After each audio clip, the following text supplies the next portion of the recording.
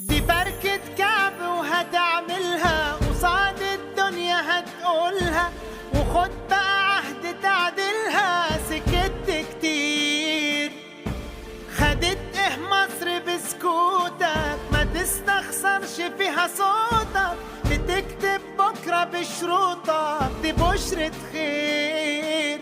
قوم